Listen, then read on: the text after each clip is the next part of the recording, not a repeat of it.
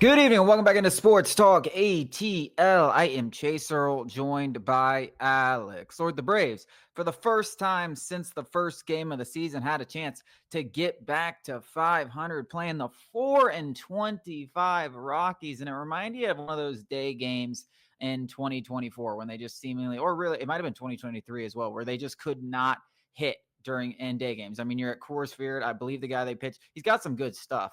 Young kid, really good stuff. I forget his name, but came into the outing or with like a 7-8 ERA.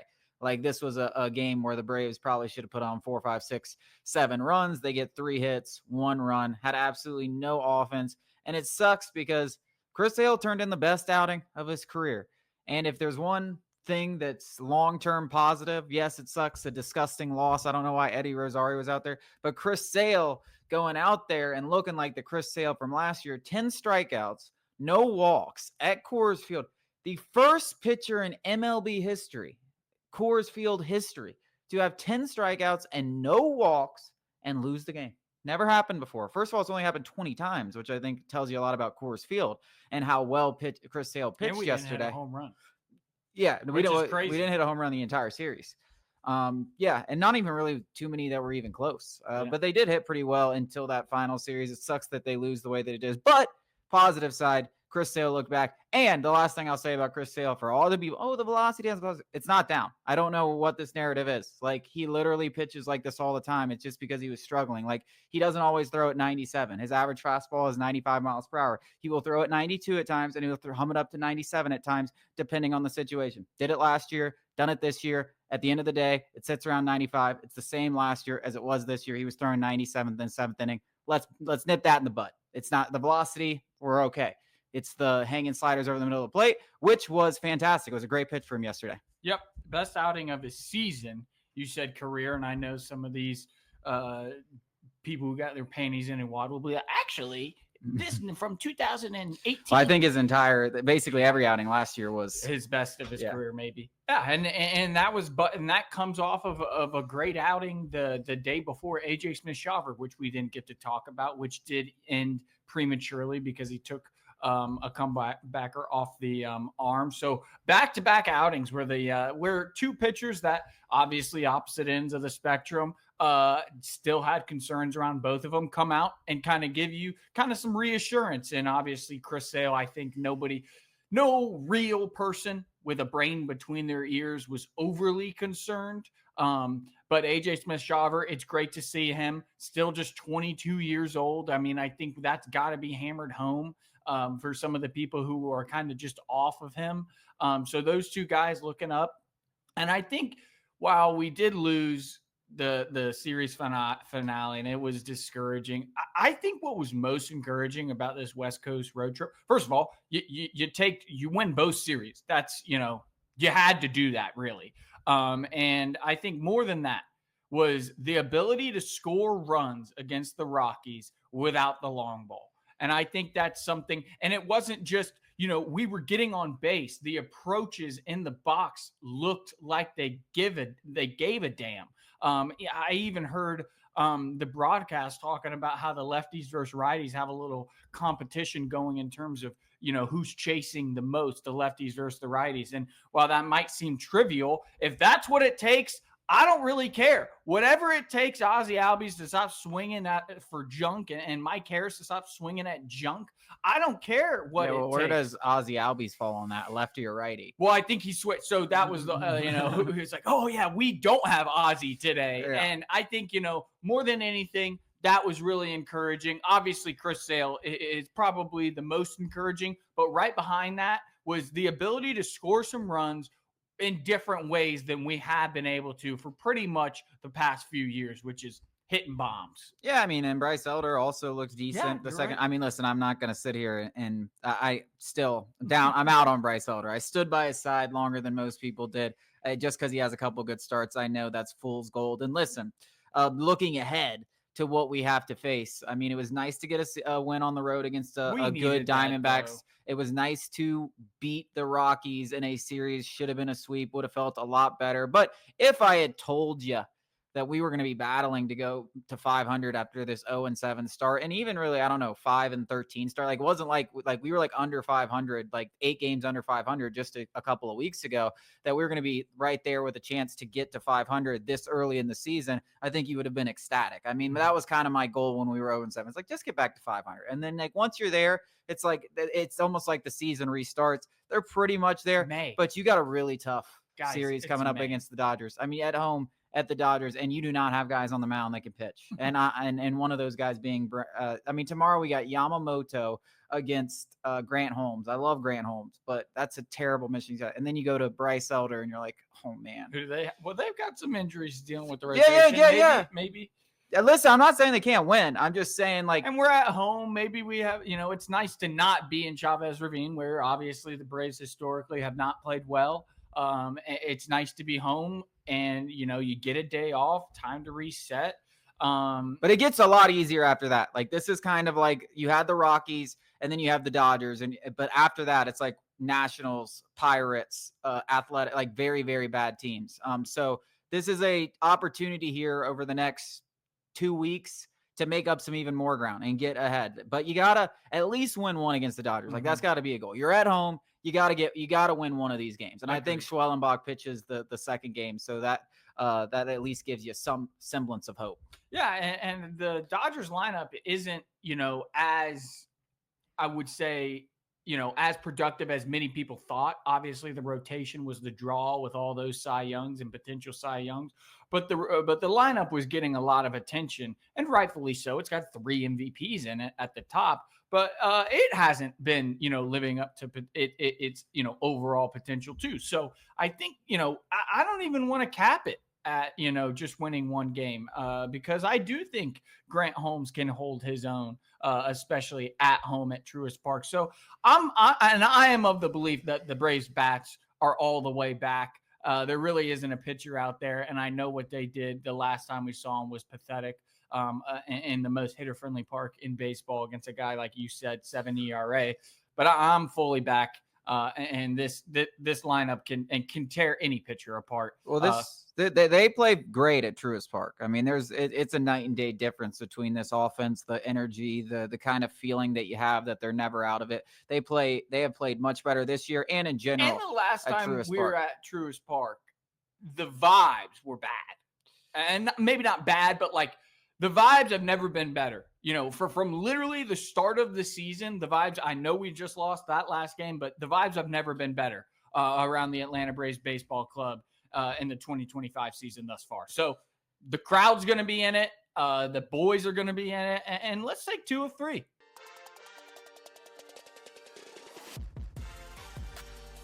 We have several finals of the NBA playoffs, including the Lakers, who were just dismantled after the 1-1 series, losing 3 in a row. LeBron James now 2-12 in his last playoff games. But of course, the story around this series is, were the Mavs right? And obviously, we kind of talked about it as this series has unfolded.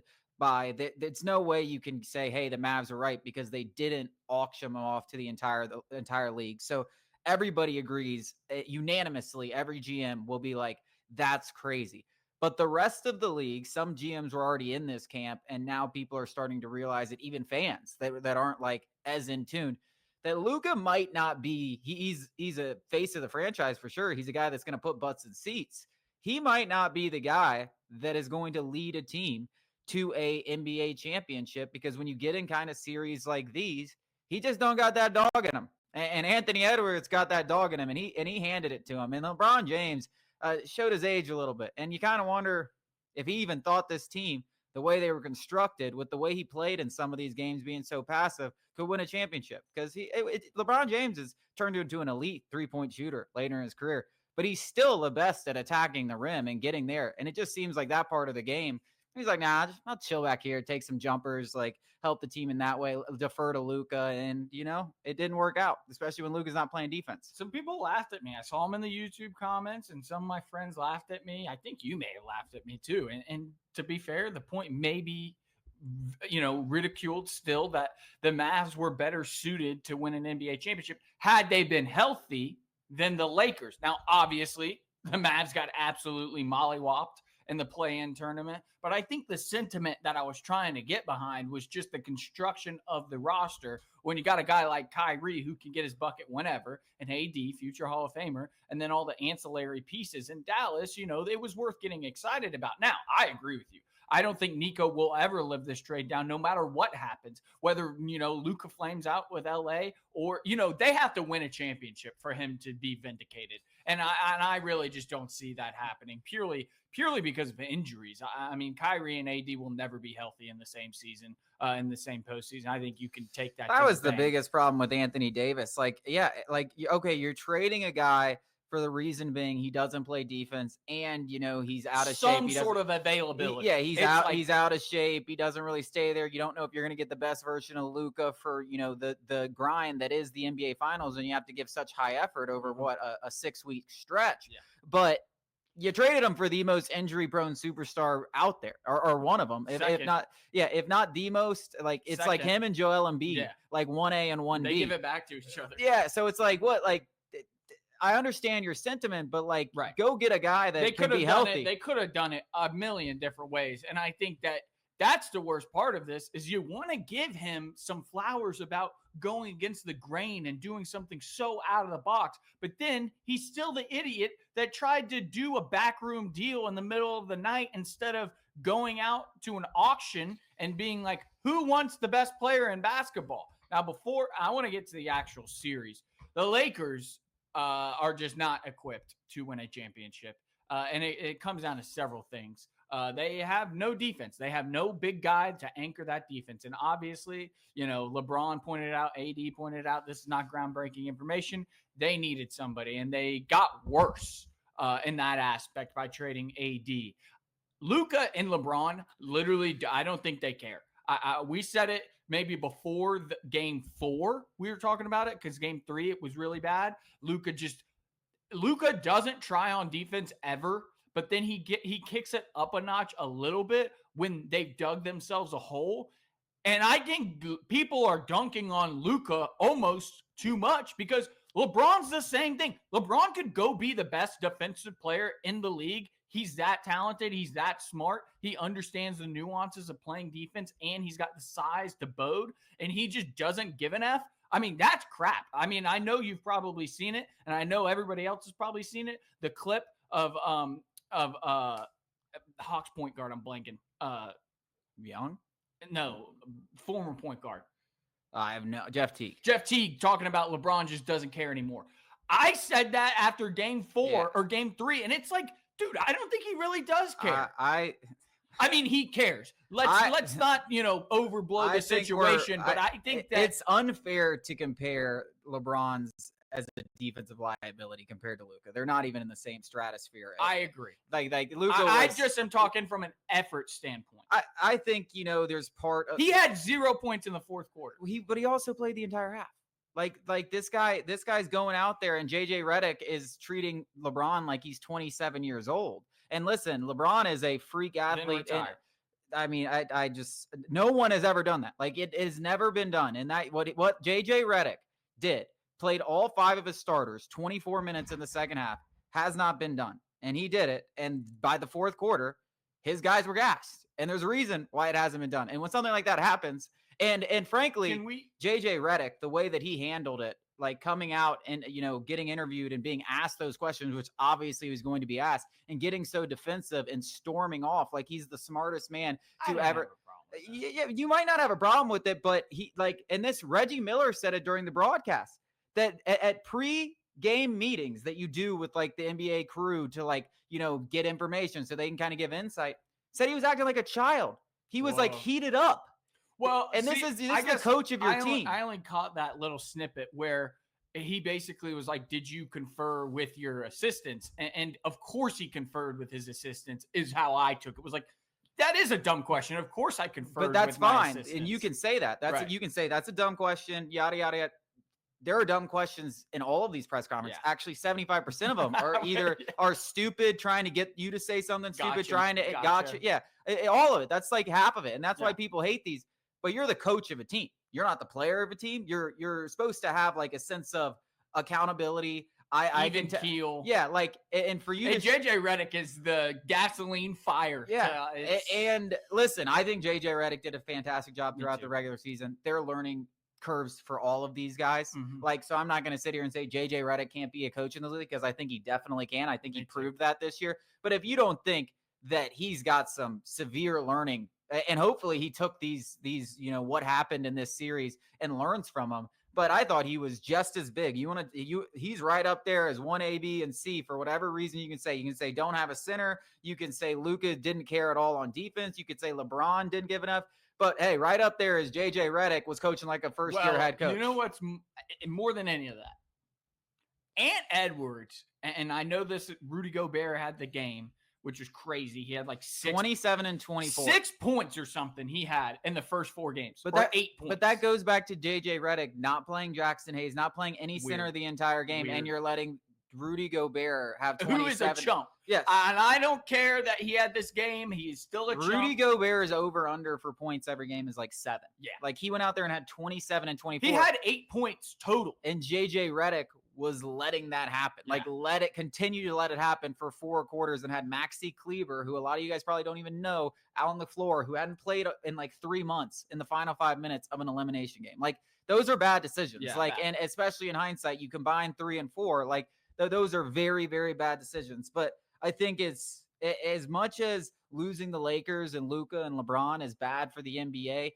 in the sense that they're the biggest stars, and LeBron's, Ant Edwards has the way that he has just been the Grim Reaper for all of these older superstars. And you're telling me he's about to go through to LeBron and Luka, and most likely, if Steph can close out the Rockets, who would say weren't able to do last night, he's going to have an opportunity to eliminate Steph. I'm getting chills. Like, he is going to go goat by goat and just slash him by him. Like, and I'm not saying by himself because the Timberwolves, but like no other superstar around him. Like, this is Ant Edwards' show. Yeah.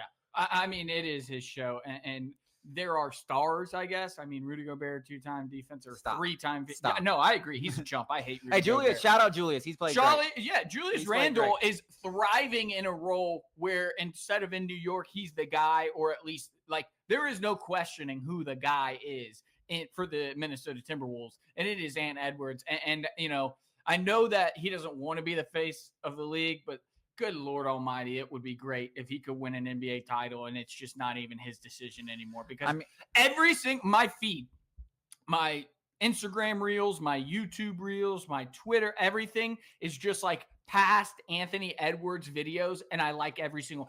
Give me all of the Anthony Edwards content. It is so great. He is so great to watch. He has the personality to bode, which you cannot fake in this league, even though some people do try and fake that personality crap. And he is obviously the pick in terms of putting the production, the trash talk, and we're just waiting on the results to being the face of the league. Yeah, I mean, and I think the results are here. I mean, like, I know it hasn't been NBA championship, but maybe just getting to the final. But yeah, but when you're just looking at like the team around him, I mean, and listen, I don't want to take anything away from Jaden McDaniels or Nas Reed or Julius. Got KD. Yeah, well, we got Jaden. Yeah, I don't want to take because they're playing great, but like you just look at what LeBron has in Luka, or what Steph has in Jimmy Butler. Like there's not really. There's not guys like every team that he's going to be facing, that he does face, is like multiple superstars. The Timberwolves will probably never have the 3rd best player on the court ever. Yeah. And like and he's still able to go out there and go toe to toe and talk crap the entire time. It's wonderful. We'll talk a little bit more about some of the other series. I got to talk about my Clips. They're on the verge of elimination, and James Harden not doing a lot of good for himself out there.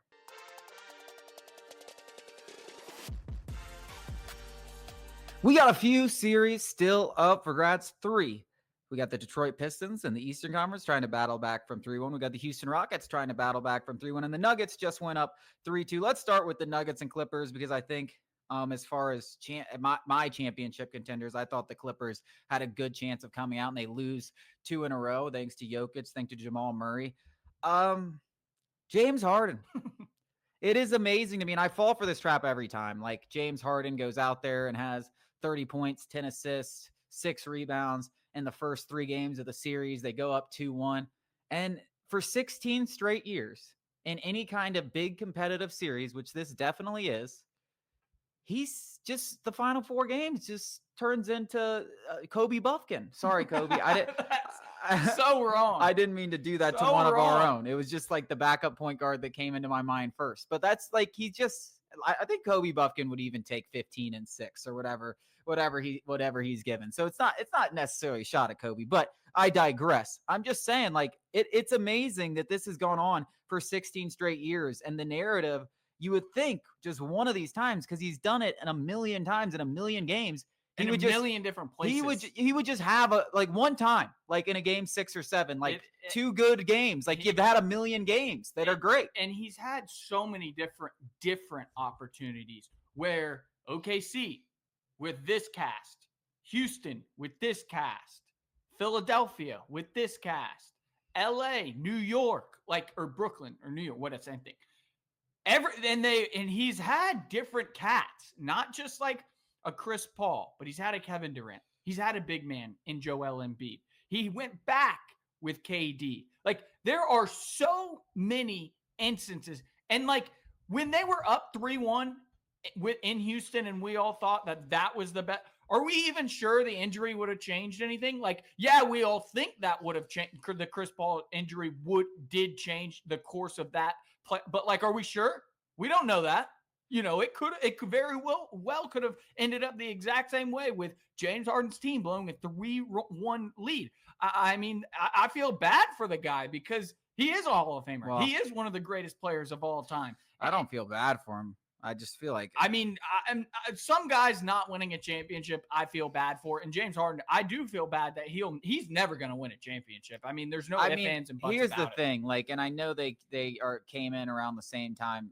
James Harden can't be getting outplayed in game 5 of a series where they need you by Russell Westbrook. Yeah. Like, that can't happen. And all respect to Russell Westbrook, but where Russell Westbrook is at this point in his career is just not the same level as where James Harden has been for, the last 10 years. I mean, this is one of the best shooting guards we've seen outside of, your Kobe's and MJ's. Like, he's right up there with any other guy that you can make. And it's just hard to put him in those conversations with like a Dwayne Wade. Because, you can't. Yeah, I mean, well, it's indefensible at this point. I mean, you can't. And it just doesn't make sense, though. No, because he's, by all accounts, he's better. Because he does it the entire regular season. He does it the first 4 games of the series. He does it the first 5 games of the series sometimes. Sometimes he just does it the first 6, and then he has 0 in game 7. It is the most mind-boggling thing because you just think when you have 15 tries or whatever he has, eventually one would just go your way. Yeah. The ball so many tries with so many different stars, with so many different teams. Like, he has mixed and matched with so many different pieces that you would think that, like, yeah, maybe it didn't work there, but we'll try again here. Like, literally 3 or 4 different Hall of Famers he has tried. 5. With that being said, I'm not giving up on the Clips. I can't quit them. The Nugs, I mean, I think, Jokic was just begging for anybody to step up. Well, Jokic, Murray did. Jokic has a problem in this series. Like, Zubac is a animal on both ends of the floor. How about a ridiculous bet? Jokic is about even money, at least this past game, for a triple-double. Even money. Yeah, and the reason why it's even higher, and listen, he gets triple-doubles left and right through the regular season, but the reason it's even higher is because Zubac is guarding him in the post. So he is looking to pass out of a lot of those situations. He's not scored well in this series. He had one game where he had, I think, 36 points. He's under 30 in every game. For a guy that averages 30 and playing more minutes in the playoffs and big minutes in the playoffs, you expect him to be putting up huge stats. Zubac has done an unbelievable job. Last night they got Jamal Murray at home and other guys. The supplementary Russell Westbrook was amazing off the bench. Those guys stepped up. Will it happen again on the road? And then anything else can happen in game 7. So I still believe that don't count out Kawhi. The guy's healthy. Yeah. He's a killer. He ain't giving up. He's not James Harden. Yeah, you might have to count out James Harden, but like Kawhi can go out there and give you. I love what Zubac does. I love the depth. I like Norman Powell. Zubac should have finished ahead of Cade Cunningham in the most improved player category. Shout out Dyson Daniels, deservedly winning that award. Yep. But Zubac, I mean, he should have finished. How is the number 1 overall pick even in the conversation for most improved player of the year? You watch Cade Cunningham? Yeah, he's a beast. He's an animal. I love Cade Cunningham. He's a star, but the spirit of the most improved player award, a first overall pick. I agree. I mean, like, you know what? $100 million loan from my father shouldn't take away from my $500 million, real estate portfolio I built. I do agree. Yes, I do agree that, like, between, and now we're switching gears, but like Dyson Daniels, like what he was, the kind of leap he's able to Way take, more impressive. and Zubac was able to take. I mean, no one even knew. I mean, if you're a basketballer, you knew who Zubac was, but you didn't really know about Zubac. Now everybody that's watching the playoffs knows about Zubac. He is one of the few guys in this league that can go toe to toe with Jokic on the defensive end, and he's good for 18 to 20 points, and he's doing it, shooting at above 50 to 60% clips. So yeah, he has been outstanding. He's been one of the most, in terms of all the playoff series that I watch, and this is when I catch up on the NBA basketball. Zubac's been one of those guys where I'm like, damn, that guy can ball, man. Like he is a guy that I want on my team. Like if you put Zubac on the Hawks over Onyeka Okongwu, I mean, that's what we need. Yeah, like that would be, and this no disrespect to Okongwu, but just a bigger presence defensively, can also pass the ball, handle the ball, score. That would be scary. I mean, that's who Trae Young needs. Yeah, that would be very, very scary. We got a lot more to talk about coming up after the break.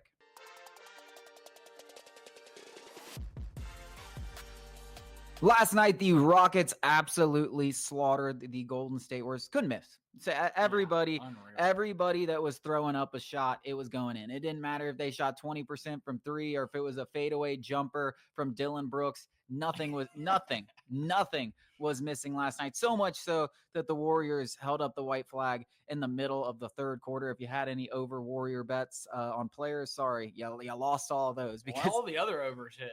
I bet under 202.5, and it was in the first quarter. I'm not talking about the team. I'm talking about like the player props, like the player props for the Warriors. It's like, yeah, you're screwed. Well, Jimmy Butler, I think what he had 8, and it was like the most. Steph Curry was the only one that had over 10 in the starting lineup, and he had like 13. Like it was if you bet that's what we thought the Rockets could do though in this series. Yeah. No, the Rockets. I mean, listen, the Rockets came in with a plan.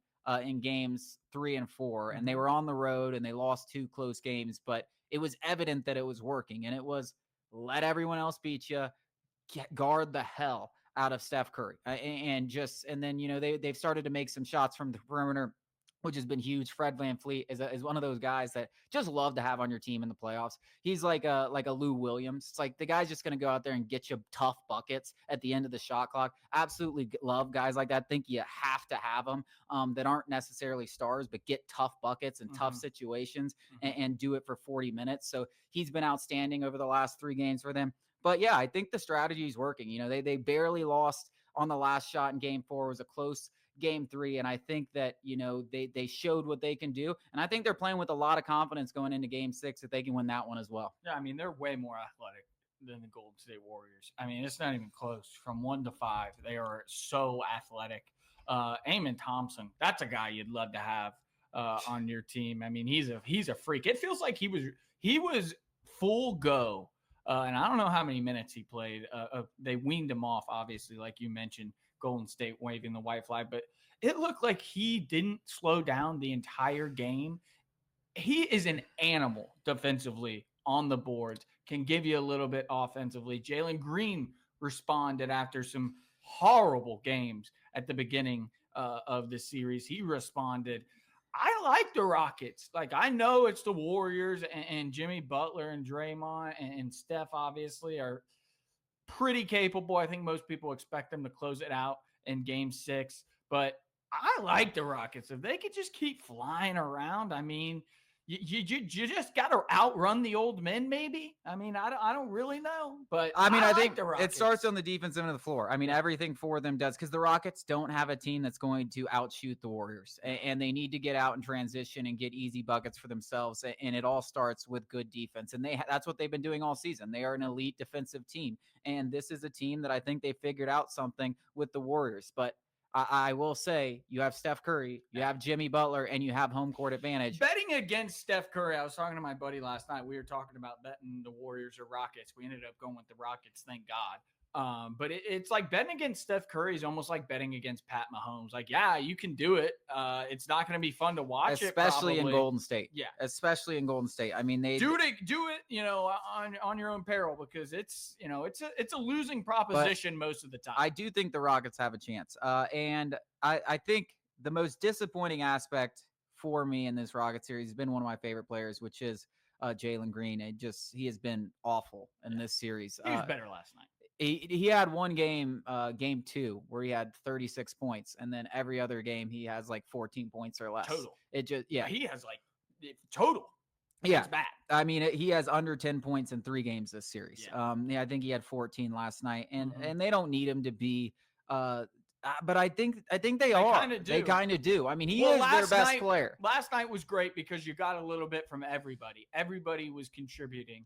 But if they're going to win this series, they're going to need Jalen Green to be the guy that he was all season long. Yeah. I mean, he's a freak, man. He's unbelievable. He's a guy that I believe could be one of the top players in the NBA down the road. It's been disappointing to kind of see him lose his confidence. And it started before the end of the season. You go look at those last 2 weeks of the season, he was really struggling, and it sucks to see it happen on this stage. But Sengun has absolutely stepped up. I mean, he has been unbelievable. He is productive in the least attractive way ever. He is so unappealing to watch as a player. I went to a few Hawks games this year. One was against the Rockets later in the season, and it was my first chance seeing Sengun, and he had just a dismal game. And I was like, how the hell is this guy in the NBA? And I knew he was a star player, right? But I was like, how the hell is this guy averaging what he's averaging? Like, he looks terrible. I mean, he can't dribble. No. He couldn't do anything. He looks like he's got bricks. It looked tied like to his feet. It looked like a guy at the YMCA trying out there to go in the NBA. When I watched him against the Hawks, and I was like, I know he's a good player, but holy hell, like, he sucks. And then you see this series, and he's the best player on the Rockets by far. And he's like a poor man's Jokic out there. I don't know how the balls are going in, but they're going in. He is so ugly. His game is so ugly. Like, at least with Jokic, like, Jokic has got some groove. Like, when he gets in his post, his footwork is beautiful. I almost just cussed there. Excuse me. It's beautiful. His passing is, it's almost like painting a picture. That is not it with Sengun. Like, he is ugly in all aspects. No. And then you look up and he's flirting with a triple-double. No, half the time he throws up a hook shot. It's so ugly. It looks like it should brick. It hits the back iron, but like, it has the softest touch that it just dies and goes in. And I'm like, so weird. I'm like, I don't know what I'm supposed to say, but I look at the stat sheet and he's got 21, 8, and 9. And I'm like, okay, well, keep handing him the damn ball at the top of the key and letting him go to work. I don't know what else to say. We need one of those ugly Europeans who can just, handle the rock when Trey's not on. Like, that's what we need. No, I mean, he has been a guy. He's the only reason the Rockets are in this series. I mean, what he's been able to do as a passer, as a scorer, a little bit of everything for them defensively. He has been their best player, bar none, and I think he's going to be the guy. Do not have an answer for him. No, Draymond thinks he's the answer. That is hilarious. No, he is bullying. He is putting Draymond in a blender throughout the game. Draymond did have the one stop, and he made everyone know. Made sure everyone know. It's like, yeah, this guy might be averaging a triple-double on me, but I got that stop. I'm locked down. Yeah, you wouldn't have it any other way. Oh, I love it. Draymond is one of a kind. We got a lot more to talk about coming up after the break.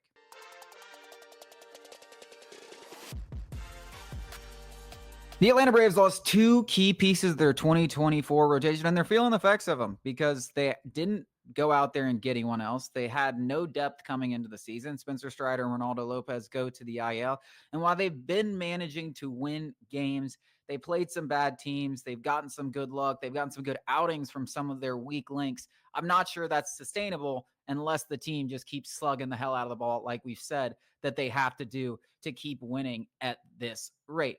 Max Fried is with the Yankees, obviously one of the most beloved Braves in our lifetimes, and he has been unbelievable. 1.19 ERA over 6 starts. The Yankees have won all 6 of those games.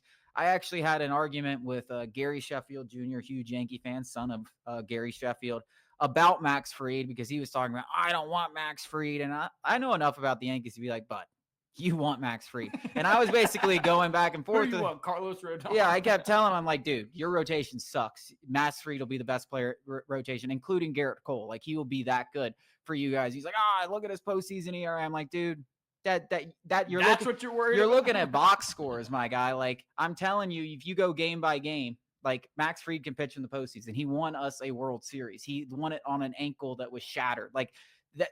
Trust me, you want him. And then I asked him yesterday, I was like, you feel any different? And he goes, yeah, you were right. So I was like, yeah, pat myself. I'm like, he's a dog, bro. Hopefully he can stay healthy. I don't blame the Braves for not giving him an 8-year, $218 million contract. We've seen how many pitchers go down with injuries. Like, this is 6. All right, I'll let you go. I'm just saying, I don't blame him, but it sucks not to have him. Yeah, it sucks because, one, we love him. He grew up here. We saw him grow before our very eyes. He won us that World Series, or helped us win that World Series. Everything about him. Everybody in Braves country loved him.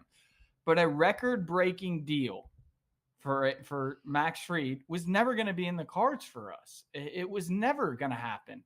And while we can all go, boo-hoo, our rotation isn't good, we could use a Max Fried right now. Look what he's doing, 1-point-something ERA, sub 1.5 ERA. That would be really nice right now. 6 starts, guys. 6 starts into a 6-year or 7-year, 8-year contract. Like, yeah, it looks good right now. And honestly, he is the Yankees. I don't love him. I don't hate him. And I want Max Fried to succeed there.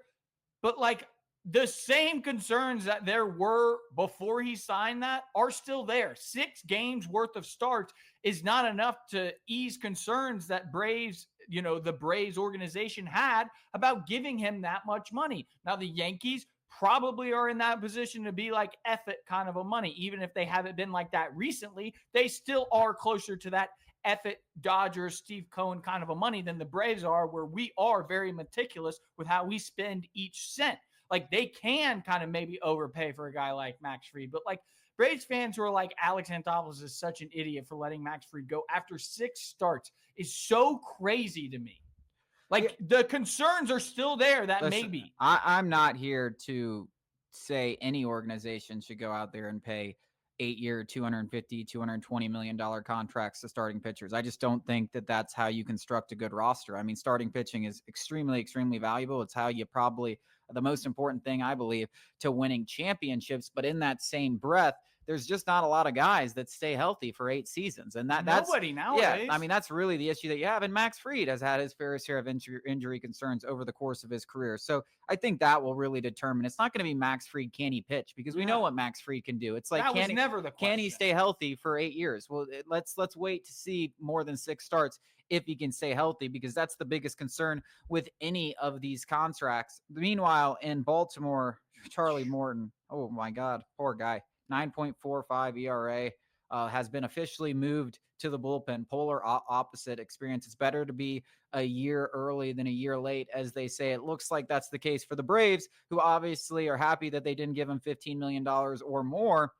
And it's also the case for Charlie Morton, who has always said he didn't want the game to retire him. Well, I fear it might be retiring him right now. Yeah, and those same Braves fans are refusing to acknowledge the fact that Alex Anthopoulos made a good decision. They didn't even offer Charlie Morton a contract. I mean, clearly they saw the writing on the wall. And the Orioles, good Lord, I feel bad for their fans. They have Charlie Morton will be in a Braves uniform in about 4 weeks.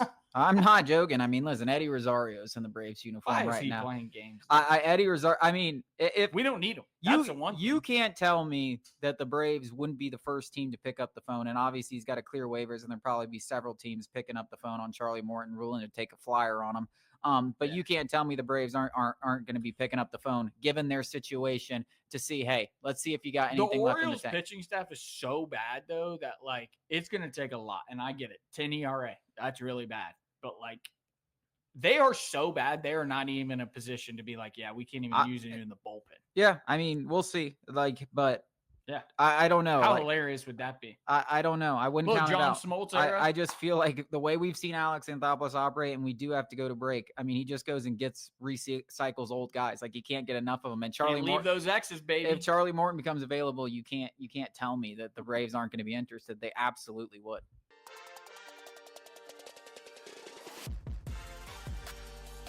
Wrapping up this Thursday show with a prediction. Alex, Braves and Dodgers coming up. How many games do they win this weekend? Series win this weekend. I mean, the bats, cooled off a little bit of the Rockies, but they're here and they're here to stay. No idea why Eddie Rosario is on this team, let alone getting a start.